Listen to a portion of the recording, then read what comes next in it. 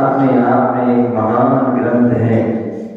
जिसमें श्रावक और मुनियों के धर्म का कथन चल रहा है। 11वीं गाथा के माध्यम से कल हमने जाना था कि जो मुनियों का जो धर्म है, ध्यान झैणम यति धम्मो, जो ध्यान और अध्ययन जो मुनि का धर्म है, उससे ही मुनि की शोभा है, उससे ही साधु की शोभा है, अन्यथा वह शोभा विहीन है। बोले जैसे एक राजा होता है, राजा होता है, राजा की शोभा किससे होती है? राजा की शोभा जो है वो मुकुट से होती है। क्या होती है? राजा की शोभा मुकुट से होती है। देश की शोभा जो होती है वो ध्वज से होती है और उसकी मुद्रा से होती है। महिलाओं की जो शोभा होती है वो किससे होती है? बिंदी, जो मस्तक के ऊपर जो है बिंदी होती है, उस बिंदी से उनकी जो है शोभा होती है।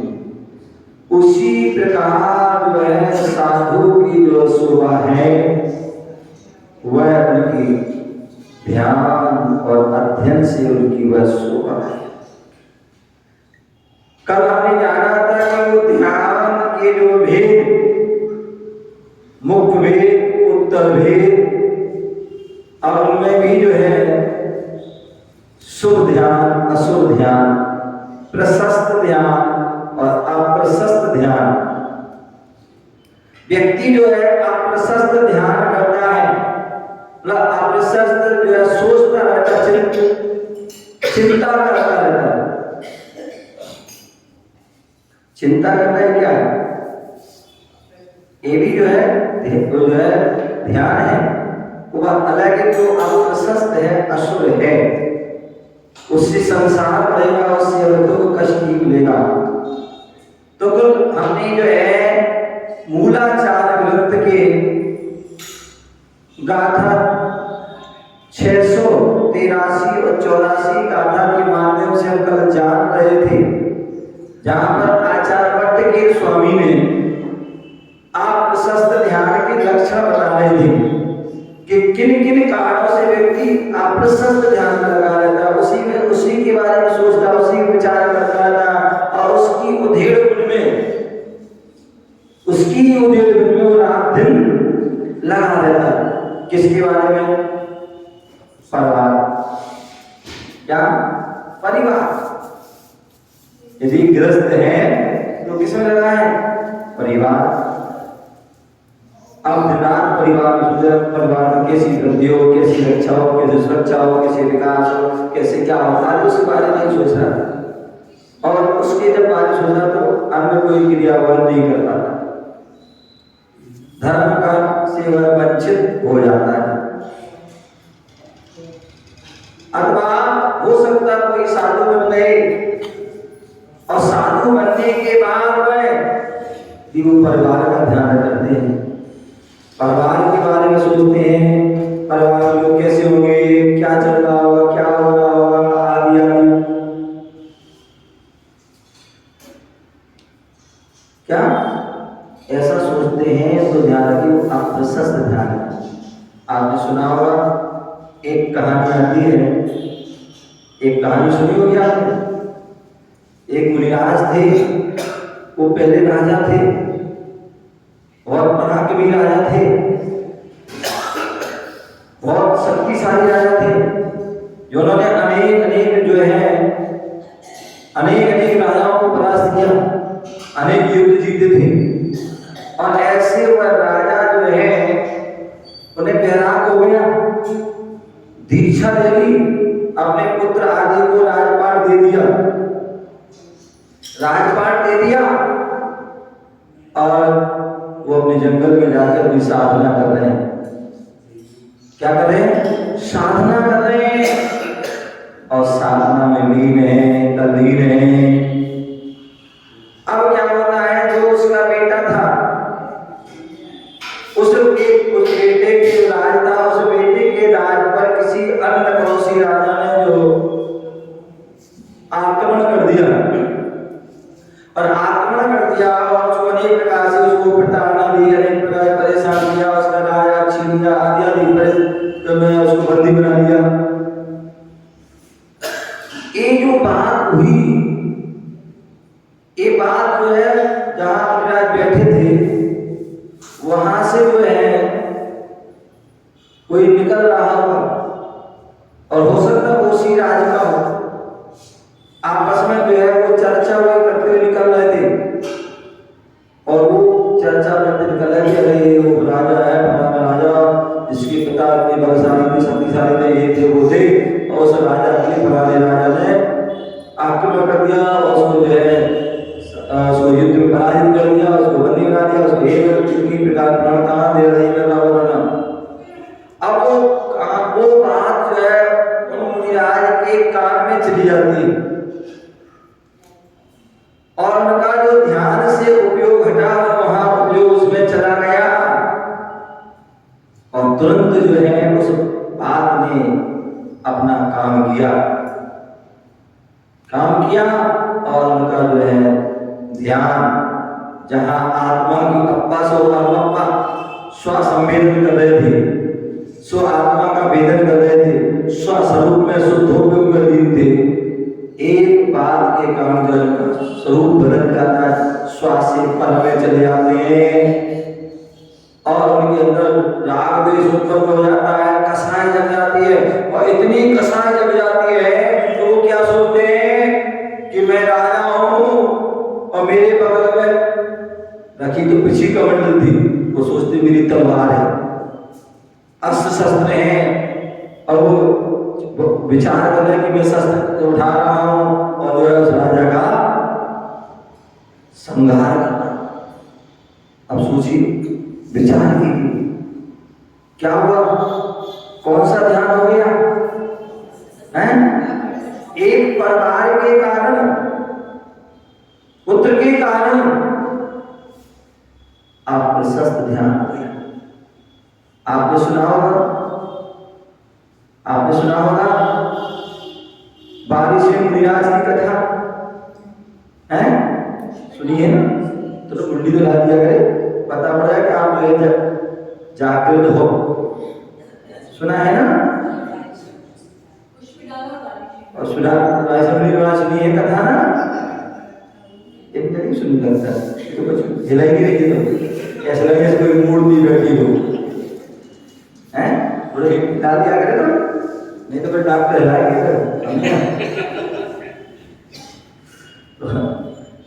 तो इसलिए क्या हुआ, बोले बारिश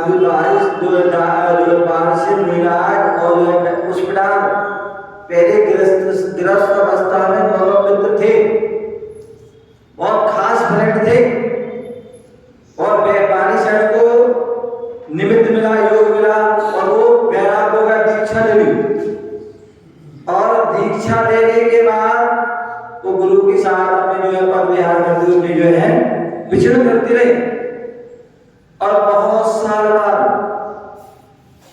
आगम में उल्लेख है क्या, मूलाचार्य में उल्लेख है, जो दीक्षा लेता है वो साधक 12 साल तक उत्तम मार्ग है, क्या उत्तम मार्ग ये है कि 12 साल तक वो अपने नगर में नहीं आता क्योंकि पुराने संस्कार रहते हैं, समझ गए, तो वो जागृत हो सकते हैं। तो इसलिए पहले साधना करो, 12 साल तक साधना ध्यान करो, उसके बाद फिर अभी तो बारिश में हालांकि वो जन्म से ही बैरागी थे, दीक्षा लियो, दीक्षा लेने के बाद वो चले गए और 10-12 साल आगे बहुत साल बाद आए और जैसे वो आए तो जो उसका मित्र था बड़ा खुश हुआ, बड़ा प्रसन्न हुआ, हमारे मित्र आए हैं और साधु बने, तपस्वी है, साधक है, और उन्होंने क्या किया, दीक्षा नहीं मतलब जो है अपने शुद्ध भोजन बनाया क्या और मुनिराज का प्रणाम किया और मुनिराज जी पड़क गए। बोले तुमने सोचा विचार किया क्या बात है, कुछ डाल तो बराबर लग गया है, कहा तो कुछ भी नहीं करता, आज जो है पढ़ान करना है। खुश हो गए अपने समय और पढ़ गए। क्या हो गए? पढ़ गए। और पढ़ के बढ़िया उसने निर्विघ्न में बढ़िया निरंतर आए उनके क्या आहार कराए। और आहार कराने के बाद फिर क्या हुआ? वो पुष्प डाल जैसे मुनिराज जा रहे थे तो जो है उनको कमंडल पकड़ा दिया, चलो भैया साहब छोड़ने के लिए। और वो ठीक है चले गए। अब चले गए तो उन्होंने मुनिराज ने अपनी घुट्टी पिलाई, उनको संबोधन किया वो किया, करते करते करते हालांकि उनको मन नहीं था, उनको जो है ले गए। और ले क्या पूरे बिल्कुल ले गए और उनको वैराग दीक्षा दे दी। अब वो दीक्षा तो दे दी लेकिन उनका मन तो नहीं था। अब तो भाई ठीक है मित्र ने कहा है ऐसा करो ऐसा करो, तो ठीक है भाई कर दिया, तो मन नहीं था उसका लेकिन कर दिया, बन गए मुनिराज। और मुनिराज बनने के बाद वो द्रव्य से मुनिराज तो बन गए लेकिन भाव से मुनिराज नहीं बने। और 12 साल तक जो है विचरण करते रहे वो। और कई बार उन्होंने प्रयास किया कि वो वापस आ जाए, कई बार उनके मन में उथल पुथल हुई, लेकिन वो मुनिराज बारी से ध्यान रखते थे। लेकिन जब 12 साल बहुत समय हो गया फिर भी बदलाव नहीं आना था, हमने क्या किया जाए? वो उनके ज्ञान में झलक गया कि जरूर कुछ बात है।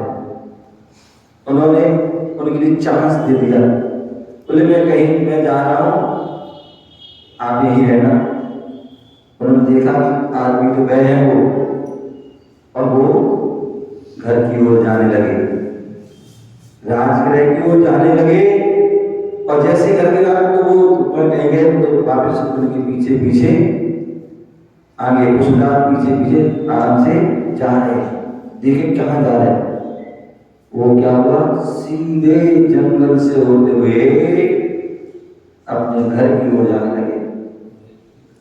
जैसे उन्हें घर की ओर जाने लगे उन्होंने तुरंत वो आगे आए। क्या हुआ? चलो मेरे साथ। वो समझ गए घर जा रहे हैं, बोले पहले यहाँ चलो।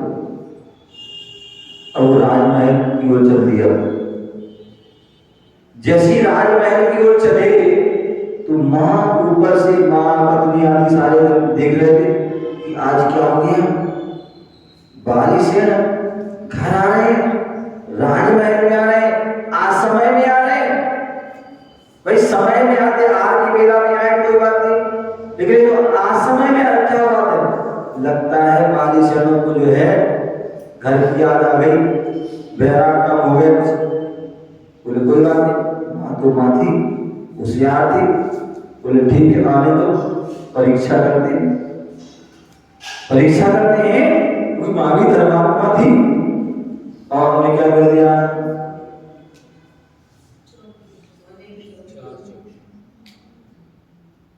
उन्होंने भाई क्या किया?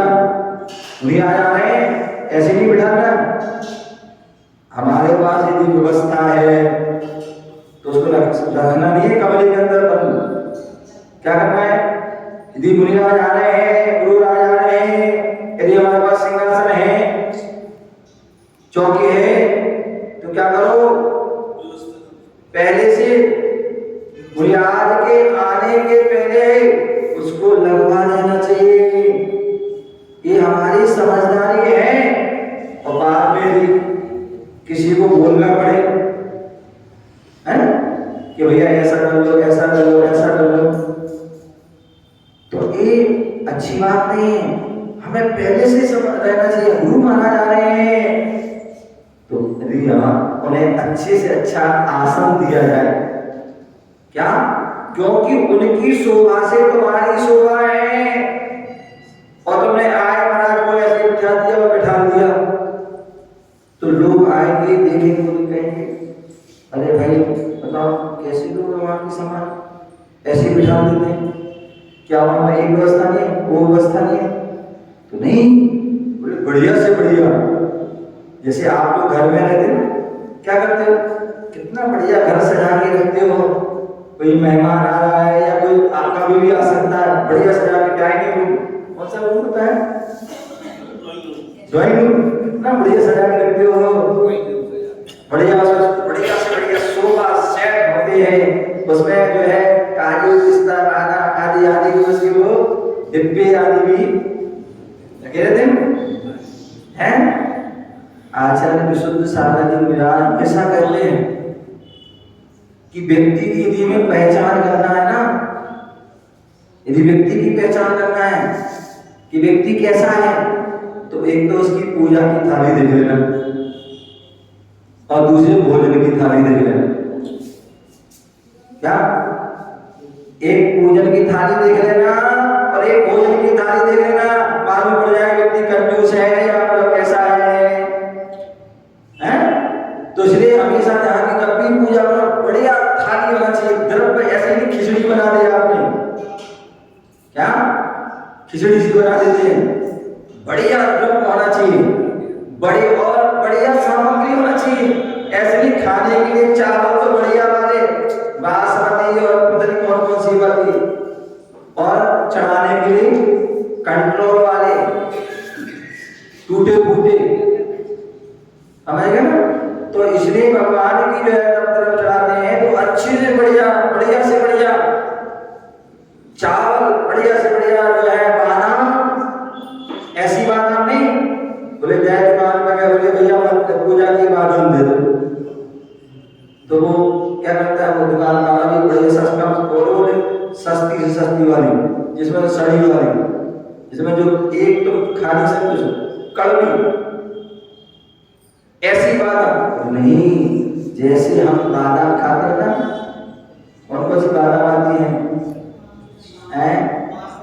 कौन सी? बादाम खाने के लिए, तो ऐसी बढ़िया से बढ़िया जो है बादाम, अखरोट आदि जो भी जो है द्रव्य है बढ़िया से बढ़िया हो। भले हम हल्की खाते लेकिन भगवान की जो है गुरुओं की हम चढ़ाते हैं तो अच्छी वाली होना चाहिए, उससे हमारी जो है पहचान होती है। उसी प्रकार थाली में जैसे हम लोग क्या करते हैं, यदि हम सामान्य भोजन आप लोग करोगे तो सामान्य भोजन करोगे, लेकिन कोई मेहमान आता है तो क्या करते हैं, बढ़िया पूरी पकवान ये वो बढ़िया एक मिठाई मिठाई फल दूध ड्राई गुड़ आदि, जिससे कि लोग कहेंगे हाँ यार बढ़िया। तो ऐसे ही जो है वो थाली, तो पूजन की थाली में जो अच्छी होनी ध्यान रखिए। और पूजन की थाली कहते हैं आप लोग अब तो चलन खराब हो गया, मतलब कितना हम नीचे जा रहे हैं। पहले व्यक्ति के पास कुछ भी नहीं था, लेकिन फिर भी सोने के बर्तन में, चांदी के बर्तन में, क्या सोने के बर्तन में चांदी के बर्तन में भोजन करता था या जो है पूजन करता था। अथवा जो है अष्टधातु के बर्तनों में, तांबे के बर्तनों में, ये उत्तम धातु है, स्टील उत्तम नहीं है। अथवा लोग कहीं कांच के बर्तन में, कहीं प्लास्टिक के बर्तन में, कागज के बर्तन में भोजन करते हैं। इतने हम दरिद्र हो गए, क्या इतने हम दरिद्र हो गए कि हम क्या कर रहे हैं। जितने उत्तम भोज पात्र में भोजन करोगे, जितना उत्तम जो है पात्र में बोल रहा था, भगवान का अब शास्त्र में उल्लेख मिलता है। भगवान की हम पूजा करते हैं, अभिषेक करते हैं, शांति धारण करते हैं, उत्तम से उत्तम पात्र होना चाहिए। उत्तम पात्र से करोगे, उत्तम बर्तन आदि करोगे, उत्तम फल मिलेगा।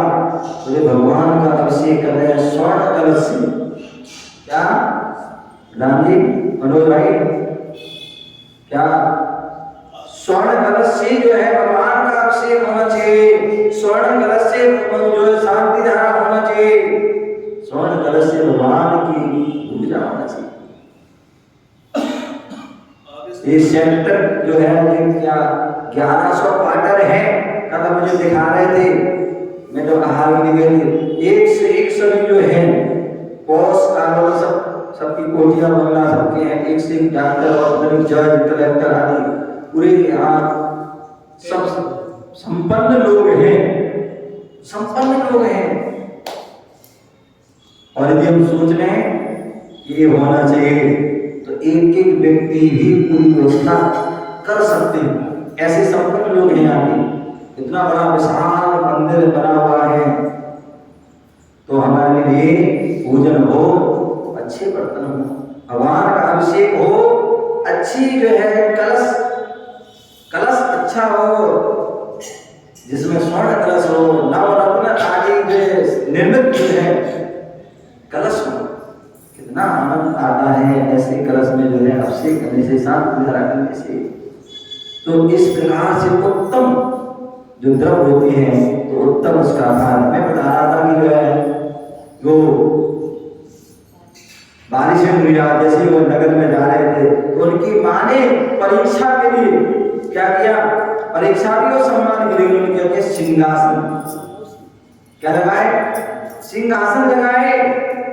और उसमें सिंहासन में क्या किया, एक लकड़ी का सिंहासन। ये क्या है, ये लकड़ी का, एक साधु, और एक लगा दिया धातु का, चांदी आदि का सिंहासन, सोने का सिंहासन लगा। अब क्या हुआ, जैसी वह महल में पहुंचे तो माँ ने कहा, जो सब लोग थे सबने कहा बैठो, बैठिए महाराज। तो बारिश बैठते उसके पहले जो पुष्प डाल क्या बैठ गए, सोने के सिंहासन में बैठ गए। लेकिन जो है वो बारिश में जाते वो काष्ठ के सिंहासन पर बैठ गए। माँ कहती वाह मैं सफल हो गई, मेरा बेटा सफल हो गया, वो परीक्षा में पास हो गया। क्या हो गया, पर वो परीक्षा में पास हो गया। और माँ ने और भी उनकी उनका सम्मान स्वागत किया, जो भी उनकी पूजा जो भी की। उसके बाद बारिश ने कहा कि सारी रानियों को बुलाया,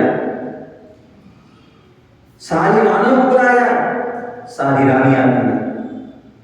और उसके बाद पुष्प डाल की पत्नी को बुलाया गया, पत्नी बुलाया। अब दोनों को सामने खड़ा कर दिया। बारिश की एक से एक सुंदर सुंदर खूबसूरत और बढ़िया से बढ़िया आभूषण ध्यान में पहनाओ। आप लोग सुंदर दिखने के लिए क्या करते हो, लीपा पोती करती हो, हैं? उससे जाके लीपा पोती करने से आप जो है क्या होती है, आपकी जो खूबसूरती वो चली जाती। वास्तविकता ब्यूटी क्या है, जो नेचुरल है वो ब्यूटी है। चाहे भले आप जो है सांवले हो, चाहे गोरे हो, चाहे कैसे भी हो, जो नेचुरल रहेगा वो आपकी ब्यूटी रहेगी। मालूम पड़ा काला तो चेहरा है आपका और उसमें आपने लाल तो वो लगा दी, लिपस्टिक लगा दी, सफेद पाउडर लगा दिया, अब क्या लगेगा, जैसे जो है उसका जामुन होता है, समझ गए ना, तो जामुन में नमक छिड़क लिया। तो वैसे जो क्या होता है, एक कोई आती थी हमारे देखा, एक महीना आती थी, ऐसा पाउडर लगा के आती थी जैसे कोई आटे की डिब्बा में से। अब एक कोई बहन आती थी, इतने बड़े बड़े नाखून और पूरे लाल लाल और मुंह भी लाल, लगता मैंने कहा ये बिल्ली आ गई, पता नहीं कितने चूहे। ये क्या है, ध्यान रखिए। हमारे लिए जो है आप इतने हमारा सोल जो है नेचुरल जो ब्यूटी है वो होना चाहिए। आपके जो वस्त्र, आप वस्त्र अच्छे पहनिए, आभूषण पहनिए, वो तो मान सकते हैं, लेकिन जो ऊपरी जो है हम जो सजावट करते हैं, एक कल वो एक अम्मा आई, बुजुर्ग अम्मा थी, और वो नेल पालिश लगाई थी और उसमें भी बढ़िया वो क्या कहते हैं आजकल वो चल रहा है डिजाइन वाली, कौन सी, नील आर्ट, वो आर्ट करके मेरी बात मान, जाने की तैयारी हो रही हो, तुमसे पता नहीं क्या क्या कर रही हो, हैं? तो ध्यान रखिए, इनसे देखिए कोई शोभा नहीं है, इनसे और शोभा खराब हो। आप देखिए अखबार पढ़िए, पढ़िए, उसमें आता है आप कितने भी श्रृंगार करोगे उससे आपकी चमड़ी जो है, ये चेहरा आदि होते हैं, सॉफ्ट होते हैं, लिपस्टिक आदि लगाते हैं, इससे हमारी जो स्किन जो है खराब हो जाती है, नाखून पानी लगाते हैं, इससे पूरी चमड़ी जल जाती है। दूसरी बात जो है, इनको लगाने के बाद हम देखते हैं कई बार महिलाएं लिपस्टिक लगाएंगे, नेल पॉलिश लगाएंगी, और जैसे खाना वाना कुछ खाती है ना तो आधी लिपस्टिक नेल पॉलिश भी खा जाती है। आप देखिए लगाने पर आधी आधी निकलेगी, तो वो क्या है, और फिर बाद में उनके मन पर क्या हो गया, बीमार हो गए, इन्फेक्शन फैल गया, क्या हो गया।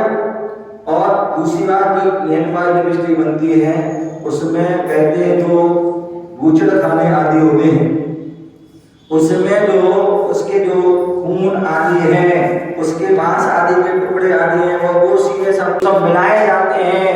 यदि आप जो लगा रहे हो तो समझ लो आप जो है आपकी सब पेट में वो अंदर अवश्य वस्तुएं जा रही हैं और आपका जो है जो धर्म पूरा नष्ट हो रहा है। तो इसलिए चाहिए कि हमें जो है नेचुरल जो ब्यूटी है वो होना चाहिए, जो सामान हमारे वस्त्र और आभूषण का श्रृंगार होना चाहिए, ऊपर का कोई भी दिखावटी और एक चीजें नहीं होनी चाहिए। आपको बताएं एक कहानी आती है भगवान महावीर स्वामी की कहानी है, सिद्धांत समझ, उसका सार समझ लेना। एक बार जो भगवान महावीर स्वामी जो बालक रूप में क्या कर रही थी, क्या कर रही थी, श्रृंगार, कुमकुम आदि क्या होती है, वो भी जो भी चीज है, और करते करते उन्होंने क्या बालों में फूल लगा दिया, वो क्या बोलते हैं फूल का गजरा जो भी है वो लगा दिया।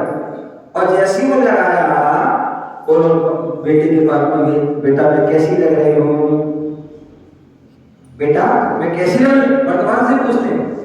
तो वर्तमान स्वामी कहते हैं माँ आपको अच्छी नहीं लगती, प्रतिदिन अच्छी लगती थी लेकिन आज को अच्छी नहीं लगी। बोले नहीं बेटा, कहते आज तो बहुत बढ़िया श्रृंगार किया, ये किया वो किया, गौर से देख।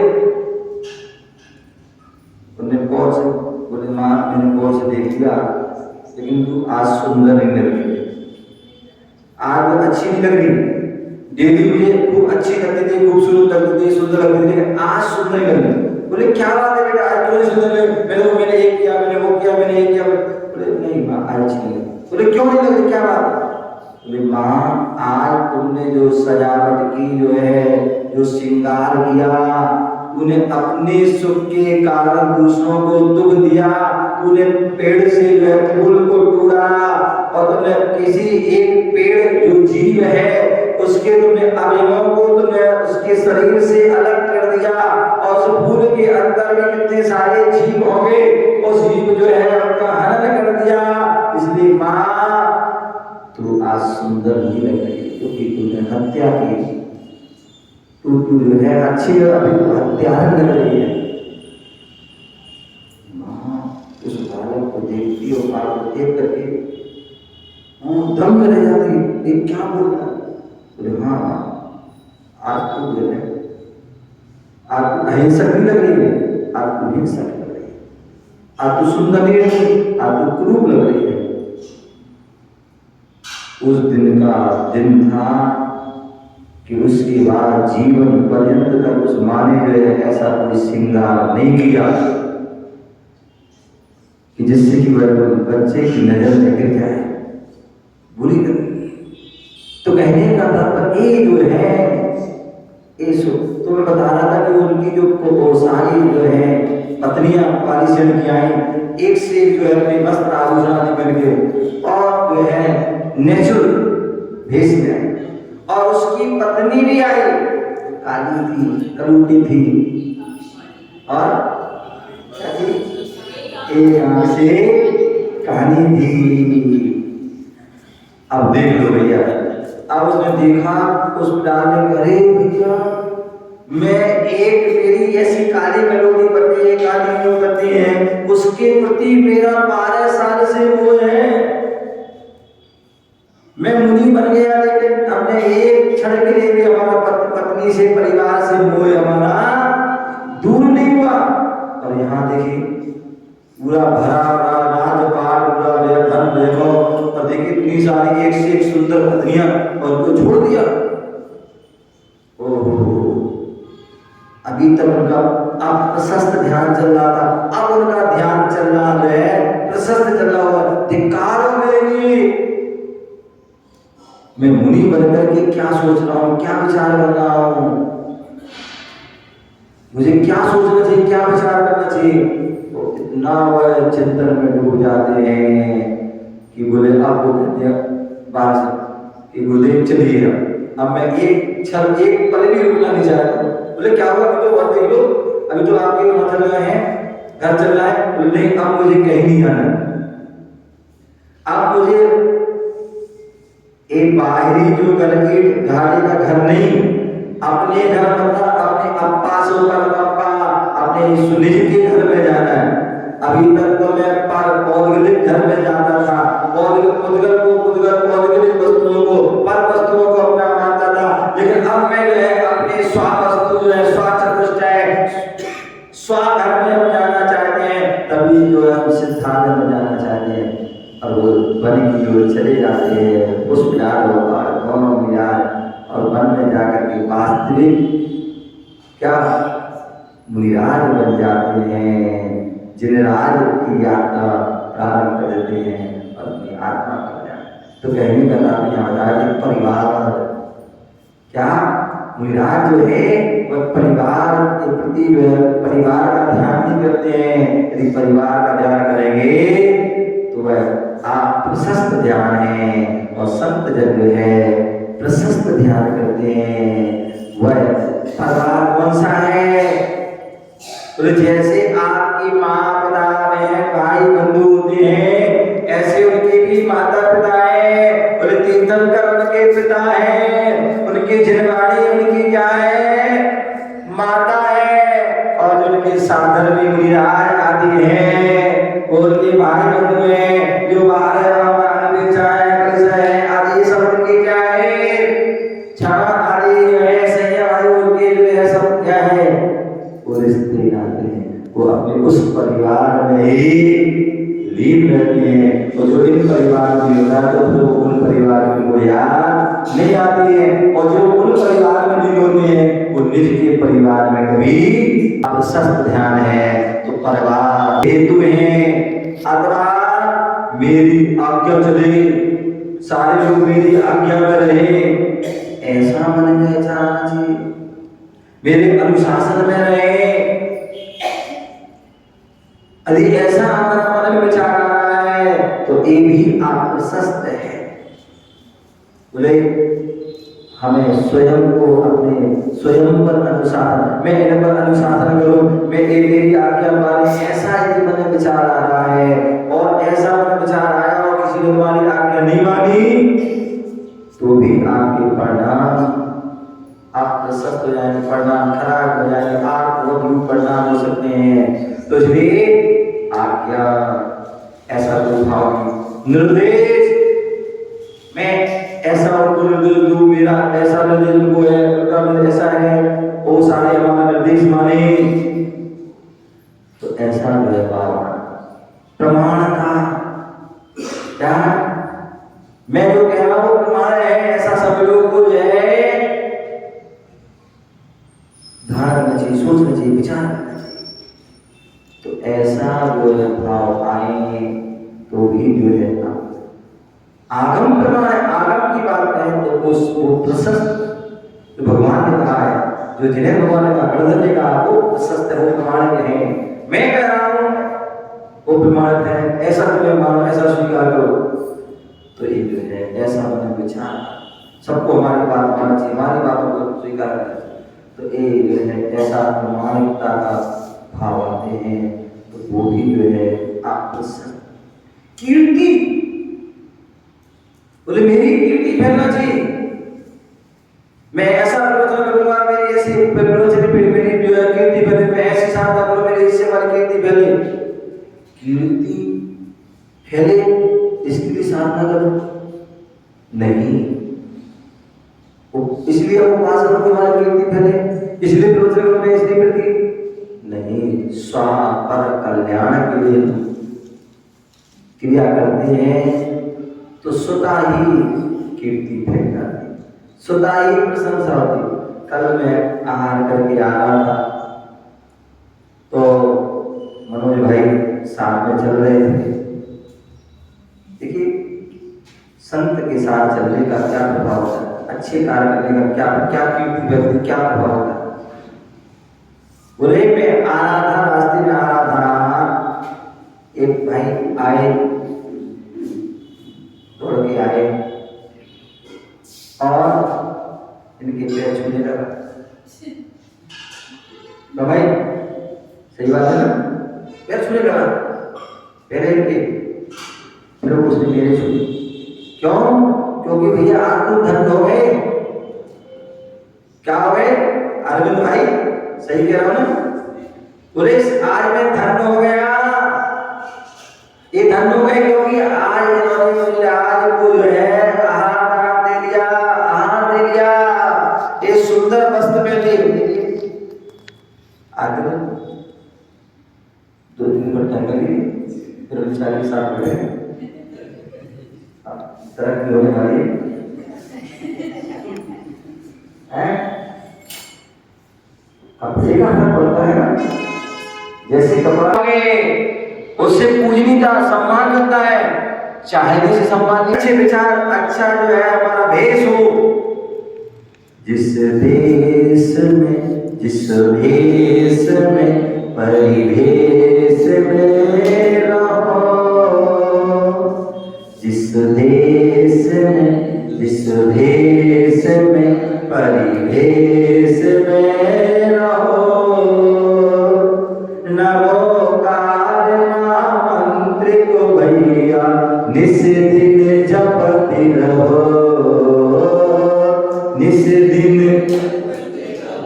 तो जिस देश में जिस भेष में और परिवेश में, आप जैसे देश में रहोगे वैसे आपकी कीमत। हमारे देश भारत देश है, पूजनीय वंदनीय देश है। क्यों? क्योंकि यहाँ पर जो तीर्थंकर जैसे महापुरुषों ने जन्म लिया, तीर्थंकरों ने जन्म लिया, कामदेवों ने जन्म लिया, चक्रवर्ती आदियों ने जन्म लिया, ऋषि मुनियों ने जो है जन्म लिया, इसलिए वे पूजनीय वंदनीय हैं। अन्य देश जो है पूजनीय वंदनीय नहीं है। और एक कारण है कि भारत देश को माता की संज्ञा दी जाती है। क्या? भारत माता की संज्ञा दी जाती है। अन्य किसी भी देश को, पूरे विश्व में लगभग 192-98 कितने देश हो गए? कितने?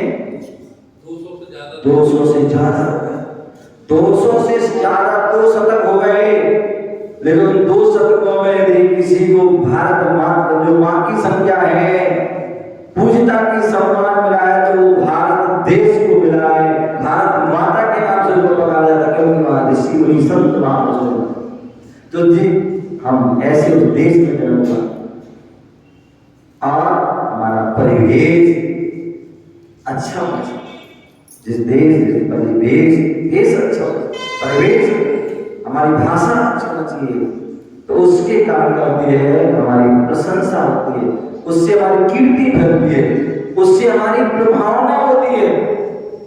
पूरे विश्व में अनेक धर्म हैं और अनेक धर्मों के अनेक जो है संत महात्मा भी हैं, लेकिन पूरे विश्व में यदि सर्वश्रेष्ठ धर्म माना जाता है तो किसको? जैन धर्म को। जिन धर्म को जो है सर्वश्रेष्ठ माना जाता है, यदि साधनों को सर्वश्रेष्ठ माना जाता है, तो जो हमारे दिगंबर मुनिराज हैं, निर्गंध मुनिराज हैं, जो जिन लिंग को धारण किए हैं, ऐसे उन मुनिराज की उत्कृष्ट साधना है, उत्कृष्ट तपस्या है। पैदल विहार कर रहे हैं, पद विहार कर रहे हैं, पहर विहार कर रहे हैं, ऊबड़ खाबड़ हर प्रकार के रास्ते विहार कर रहे हैं, सर्दी गर्मी को सहन कर रहे हैं, भूख प्यास आदि को सहन कर रहे हैं, अवसर परिश्रम को सहन कर रहे हैं। ये सब क्या है?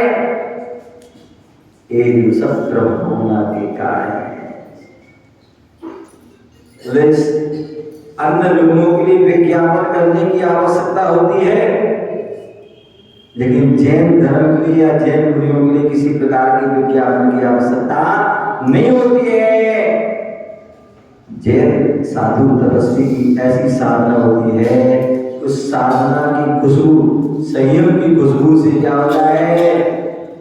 जैसे एक बगीचे में, उद्यान में जब अनेक प्रकार के फूल लगते हैं, कोई चंपा, चमेली, केवड़ी, केतकी, केवड़ा आदि है, उनके जो फूल लगते हैं तो उसकी खुशबू से जो है क्या होते हैं?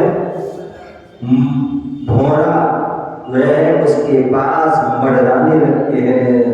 उसी प्रकार जो दिगंबर साधु हैं, उन साधु के जो आने से, उनकी संयम की खुशबू से भक्त रूपी भौरा जो है क्या स्वतः आ जाते हैं, और उनकी जो उपदेश रूपी पराग है, संयम रूपी पराग है, उस पराग का क्या करते हैं?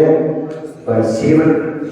तो ऐसे जो है जिन धर्म की जो है, जिन साधुओं की जो है प्रभावना, साधु प्रभावना नहीं चाहते हैं, साधु की प्रभावना तो अपने आप हो जाती है। पूज्यपाद स्वामी जो है, इस जो सर्वार सिद्धि ग्रंथ में लिखते हैं कि मुनिराज के लिए उपदेश देने की आवश्यकता नहीं है। यदि मुनिराज अपनी साधना में नहीं रहे, ज्ञान ध्यान तपोरता लीन है, ज्ञान ध्यान तप में, तो उनकी वो मुद्रा भी क्या है? प्रभावना का कारण है। स्वाध्याय चल रहा था समाधि सार ग्रंथ का, बोले साधु को एक स्थान पर नहीं रुकना चाहिए, क्योंकि एक स्थान पर रुक जाते हैं तो सारी संस्कृति हमारी समाप्त हो जाएगी, सारी संस्कृति समाप्त हो, लोग पर भूल जाएंगे कि कैसे मुनिराज होते हैं, क्या उनकी चर्या होती है, क्या उनकी आहार आदि विधि, सब भूल जाएंगे। और मुनिराज विहार करते रहते हैं तो हमारी संस्कृति जो है सुरक्षित रहती है। एक दिगंबर मुनिराज, ऐसी उनकी चर्या होती है, ऐसी उनकी आहार चर्या होती है, ऐसे उनके जो सारे लोग होते हैं, वो किससे वाला मुनिराज विहार।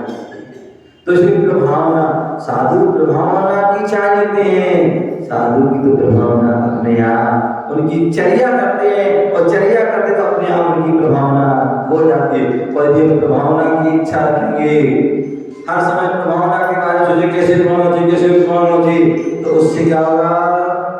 आपका अप्रशस्त ध्यान चल रहा है, आप प्रशस्त ध्यान कीजिए, प्रभावना तो आपके क्या? साधु प्रभावना के पीछे नहीं भागता है, साधु अपनी कीर्ति के पीछे नहीं भागता है, साधु अपनी प्रशंसा के पीछे नहीं भागता है, साधु के पीछे प्रशंसा जाती है, भागती है, साधु के पीछे कीर्ति भागती है, साधु के पीछे जो है प्रभावना जाती है, दौड़ लगाती है। बोले आप परछाई को पकड़ोगे, मनोज भाई, आप परछाई को पकड़ोगे तो पकड़ा परछाई को पकड़ नहीं पाओ, कितना भी मेहनत करें, कितना भी प्रयास, पूरा जीवन निकल जाएगा, परछाई को पकड़ नहीं पाओ। लेकिन परछाई को पीठ दे दो, परछाई को पीठ दिखा दो, परछाई तुम्हारे पीछे पीछे आएगी। क्या? परछाई को पीठ दिखा दो, परछाई पीछे पीछे भागती रहेगी, लेकिन तुम परछाई के पीछे भागते रहोगे तो परछाई तुम्हें भगाती रहेगी। तो इसलिए कीर्ति, प्रशंसा, प्रभावना के पीछे साधु नहीं, साधु के पीछे भागती है।